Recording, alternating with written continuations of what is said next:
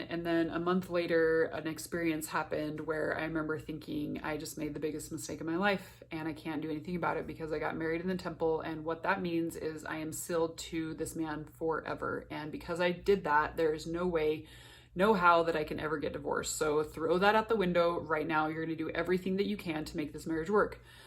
So yeah, the first year of our marriage was hell. And he will attest to that and he will agree to that also. We have had many talks about this whole experience. Yeah, so that was that. And then I got pregnant right away. 4 months in is when I found out I was pregnant. And I remember thinking, well, if I got pregnant, then I would have the baby to focus on and I wouldn't have to focus so much on my relationship with him. But also with the belief that you get married, you have kids right away. So those two things coincided to me getting pregnant 4 months in my marriage. And yeah, there were a lot of things that were really difficult. I grew up super adventurous, super wanting to just explore and do things. And he grew up the opposite. So there was some stuff from the beginning. And again, just how we grew up, just his personality, my personality just didn't mesh. Like, I want to say the one thing that we did connect on was basketball. We both played basketball, loved watching basketball, loved playing basketball, even played on a co-ed team together. But outside of that, there wasn't much that we connected on. And I just remember not even really being friends with him. We didn't have that basis of an awesome friendship. We met in April, first date was in May, got engaged in September, married in November of the same year. So it was super quick. Anywho, so yeah, went through our marriage, had our first son, that following November. And yeah, marriage was hard. Being in that marriage was hard. And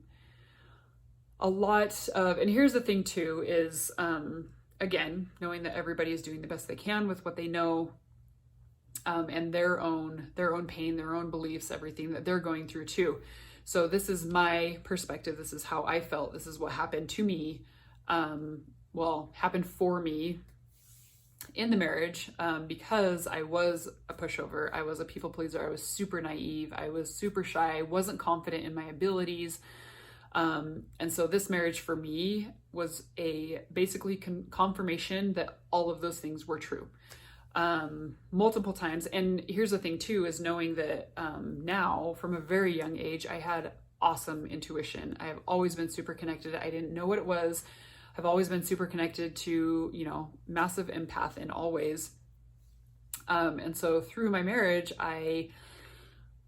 because of who he was and the stuff that he is working through on his own, or gets to work on his own, was that I never felt understood. I never felt heard. There were multiple times where I would say, I feel strongly about this. And then it was basically said back to me that, oh, well, I haven't had that feeling yet. So we're not going to do it until I have that feeling. And I always felt like I was his little project, because he was very well versed in our religion, in the scriptures. I didn't learn that way. I learned through feeling and, man, I can't even think of the word right now. I learned through feeling and just like the overall lesson of something, versus like, so-and-so came here at this time and da da da da. And that was something that he knew a lot about. And so we would have multiple spouse studies where he would just like try to explain all this to me. And I'm like, I don't care to learn this way. I don't like it. I don't enjoy it. So then I think it built this thing of like, okay, well, he knows a lot more than I do. And so I need to listen. And there was multiple times throughout our marriage where it took a lot for me to be able to do what I wanted to do. At one point I got into photography because I wanted an outlet. I wanted to do something that I could do on my own that could earn some income so that I could have money to spend on stuff. And it was kind of like every time I did that, every time I wanted to go out and do a girls' night, every time I wanted to do something else, I just felt like it was my role to come back and be the mom. So I didn't have that much time. If a client was going to be late, he wanted to make sure that I would text them to see if they were going to be late so that I didn't have to leave until they were going to be late. And over again, I was like, nope, I'm going at the time that I said I was going to go. And just the argument there was that I needed to be home so that he could work and so that I could take care of the kids. And me not understanding who I was, I take full responsibility in not being who I was meant to be. Yet I didn't have room to grow in that marriage. I honestly felt like I was in a cage and was only let out when he allowed me to be out. I couldn't get a gym membership. And granted, there were things that I was able to do, yet the overall feeling in my marriage was that he was the breadwinner, and it was my job to stay home and take care of the kids. Obviously, I was able to do things because I was a photographer. I did go through foot zone therapy training. It was difficult to ever do anything that I wanted to do. And if I wanted to do something, I'd have to ask and push. If he felt strongly I should do it, then it wasn't that hard of an ask. So that was a lot of our marriage. And the fact that straight up intimacy sucked. Sex sucked. I hated it. I hated it with a passion. It was literally like the most stressful thing in our marriage. And I remember praying a couple times that it would just go away from the human experience because it was that bad for me. And anywho, so that was a huge part of it. And I remember finally getting to the point where I was like, okay, if it's my issue, I will fix it. So then that is where I got introduced to energy work and energy healing. And he actually introduced me to oils and energy work at first. And I thought he was freaking crazy because I grew up super, super westernized. Have a problem, pop a pill, have something else, go to the doctor. And I believe there is purpose in all things. Yet that was it. And I had never been introduced to like listening to your body, paying attention to your body, being able to heal yourself without any outside influence or help in that way. So then, because of the issue and the struggle with sexual connection and or just liking it at all, that's when I hired my first person that I knew would help me and walk me through my healing as far as the sexual stuff goes. And some stuff had happened to me when I was younger. I forgot to mention this in the growing up part, but some sexual trauma had happened to me when I was younger. And I didn't realize that that was playing a part on my experience growing up now. So there were two parts to that where, yes, I had my own issues where I wasn't comfortable with it. I was raised my whole life where sex is bad, sex is bad, sex is bad. And then all of a sudden you get a green light when you're married. And so it terrified me, like wedding night. And again, like I said, everything I'm saying, he will attest to. Our wedding night was horrible. Literally makes me want to puke thinking about it a lot. Anywho, it is what it is. And so, yeah, that was my first experience with energy healing surrounding things that had happened to me when I was younger. And I went to a few different people. That is when I got introduced to foot zone therapy and other different ways of healing. I started reading a ton of books. I think my very first book was You Can Heal Your Life by Louise Hay. Basically just talking about self-love and the thoughts that you have about yourself and that you can change your life. I literally grew up thinking that I didn't have a choice. How I was raised, how I felt when I was younger, being shy and just not as outgoing and feeling stupid. There was nothing I could do about it to change, and that was what I had to live with the rest of my life. So reading that book and getting the work that I was starting to get, it all changed for me. I learned about your subconscious brain, your subconscious mind, the thoughts that you think, being able to clear beliefs that were just tradition passed on from other people. That doesn't mean that they resonated with me, that they had to resonate with me. And again, I've always been more of like a free spirit, wanting to choose into things just because people told me that's how it was. And so I had, and I've always had that little piece of who I am and how I was created to be, how I chose to be.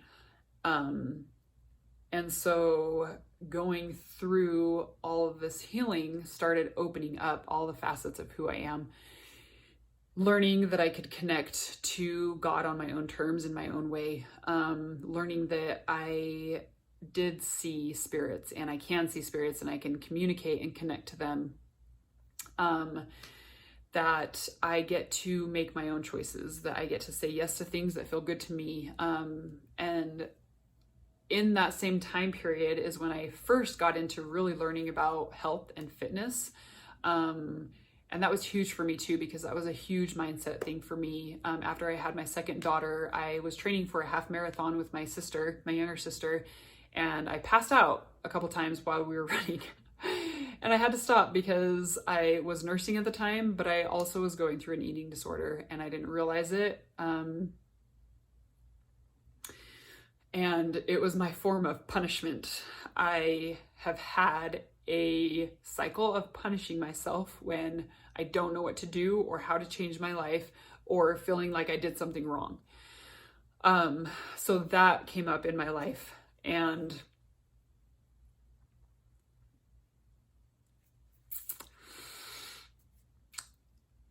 it was also probably my lowest low, where I personally hit rock bottom. Because for me, in my marriage and in my life, I was searching for something that I didn't even know what it was. I just had this massive feeling that something was missing and I didn't know what it was. I didn't know what to connect it to. I just knew it was missing. And so I did everything I could to find what that was. And with that came every 2 years trying to talk to my husband at the time and say, what can we do as a partnership? What can we do as a marriage to strengthen it, to become friends, to actually enjoy spending time together, and so that we're equal partners.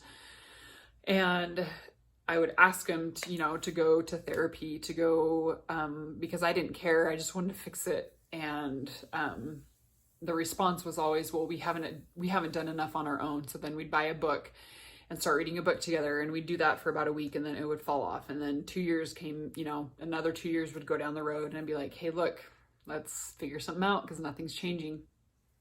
And I remember it was always very hard to share my opinion and to voice how I was actually feeling. And I know and I realized that it was hard for him because of how he felt about himself, but also hard for him to hear how I was feeling, thinking that he was always never good enough or not doing enough.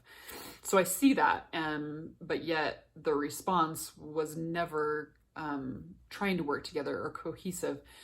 So I remember writing a handwritten letter, a 7-page letter of everything that I felt I needed in a relationship, and just asking what I could do, how I felt, how I wanted our future to look together, and asked for a response because I felt like writing and reading would possibly be easier than the conversations that we had, and we never got anywhere. And I never received a response. I didn't receive a response until a full calendar year later. And the response was a 2-page, half-assed written response. And again, he will say the same thing. Yeah.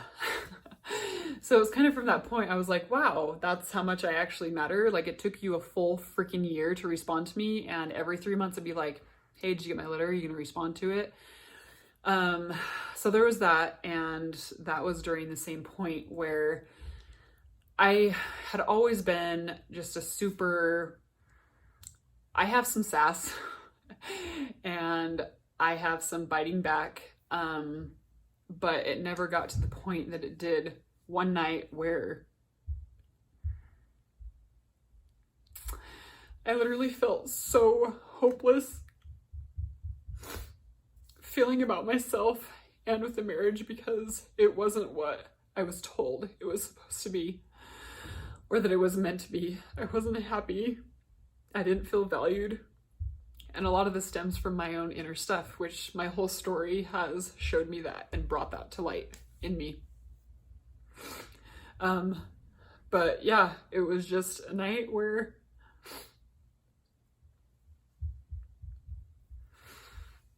I considered taking my life, and even had a moment where I did something so that I could know what it felt like to get to the point of actually following through.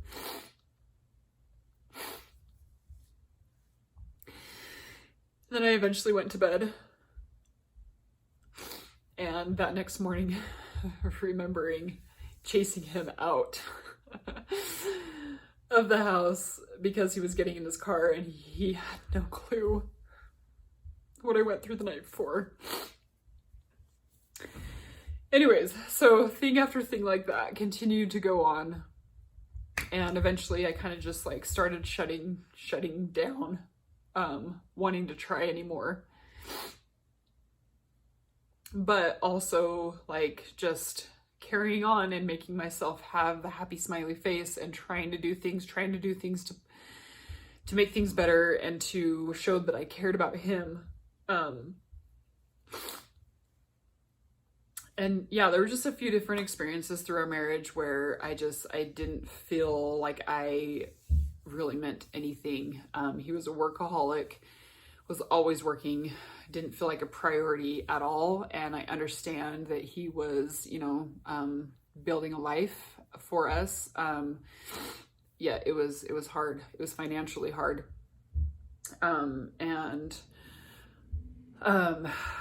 Yeah. So then we moved to St. George, and I was pregnant with our third, and I still was way into the health and fitness. I was helping, basically an assistant to a personal trainer online, and that was kind of my outlet. That was my connection to feeling valued at that time. I kind of gave up photography when I moved to St. George because I didn't want to build up I was pregnant and about to have a new baby, and I didn't want to build up clientele again. But I continued to help with that health and fitness online program. And, man, I literally right now am realizing how much that saved me. But it was then that, again, I started looking more and more into just growth. I did a lot of self-development, read so many books. When I was up north, before we moved to St. George, I went through foot zone therapy training and become a foot zone therapist. And that is where I started consciously knowing that I could pick up on people's emotions. Foot zone therapy is very similar to reflexology, and kind of the main thing that a lot of people go for is the physical benefit. And so as I was going through and having a really, really, really hard time connecting to like feeling the physical stuff in the feet, I would feel the mental, I would feel the emotion, I would feel the spiritual. And so I did it, and I kind of quit for a while because I'm like, well, if I can't even do what people are coming to foot zone therapists to do, then why do it? But then I did, again, pick it up later, realizing that, oh, okay, so I can infuse my own gifts into what this is and create still sessions out of it. So that is what I started doing. Then I've always played basketball. I haven't played for a minute now, but I would always play with a group of women that I knew. And so down in St. George, I found another group of women that I knew. And after one of the days particular, I heard one of the girls talking about what she does, being able to connect to angels and speak to angels. And immediately I walked up to her and I was like, wait, what do you do? And like, what are you talking about? So she told me, and immediately I was like, I need to know what you know. I need to learn from you. I need to have some sessions done. And so I started having sessions done from her very frequently. And then I eventually asked her to mentor me. And so that is honestly where I first learned a ton about myself and my gifts, and learning tools and techniques about working through my own stuff. And I was very, very, very, very diligent in doing that. And then she introduced me to some seminars, and that was probably one of my biggest breakthroughs of knowing that I was meant to share things, but being terrified of speaking in front of a camera and sharing it, or speaking in front of people at all. One of the seminars specifically, I was called up in front of all 400 people to share a 3-minute presentation. And I cannot tell you, I was so terrified. So terrified. Like, it makes me vomit right now thinking about how I felt back then. But again, it was one of those pivotal moments in my life that really showed me of the healing that I got to do, and what I wanted to choose into, and what my heart was calling me to do.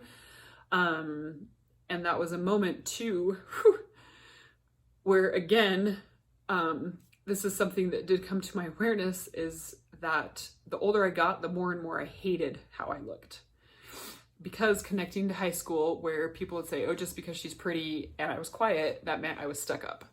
And I hated that. So I started really hating what I looked like, because at that time in college, well, not necessarily in college, but and this is post after divorce too, I started attracting well, I guess this is kind of attracting who I married to, but I started attracting very, very, very manipulative people because of what I looked like. And I'm grateful for that, because I learned through that, and now I have the manipulation down to a T. But that experience on the stage showed me of how people view me in all the good ways. And it was the first moment of basically others giving me a permission to love what I look like, and that it was okay. Because at that standpoint, because of my perspective and perception of what others thought of me, I thought it was arrogant to think that I'm beautiful or stuck up, and that it made other people feel bad. And the fact that I was on the stage in front of a ton of people. So going through multiple experiences like that, and as I first had my healing done in zone therapy, but also sexual trauma, a lot of that stuff was clearing out for me to listen to my intuition and to have my connection to spirit and to God and my guardian angels. And so from then on, I would always choose into things that I felt strongly to do, which was getting mentored by my friend Crystal and learning everything. So much gratitude for her. Learning everything that I did through her and from her,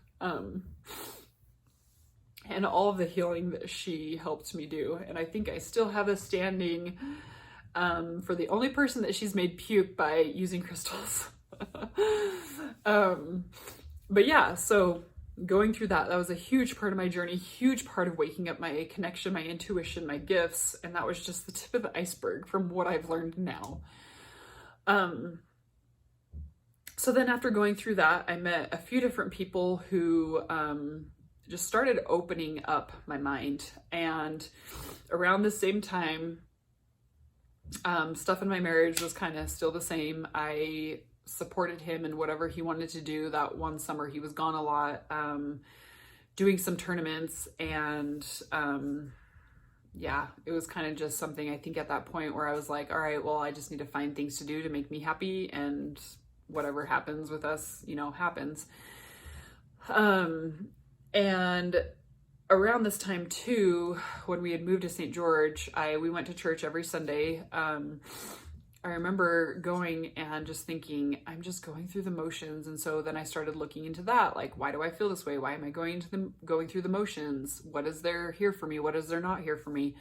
And the more that I had done self-development of being able to ask myself the questions, is this what I want? Is this what I want to create? Is this what feels connected to my heart? Does this resonate with me to my like very core of who I am?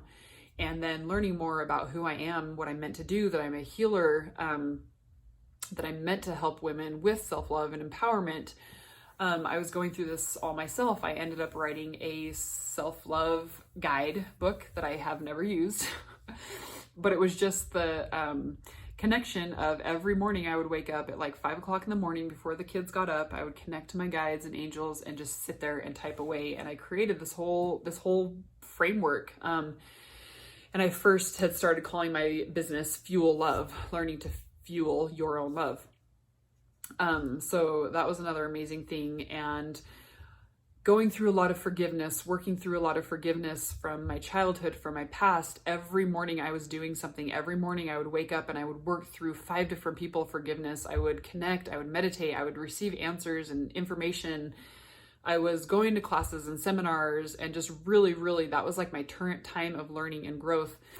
And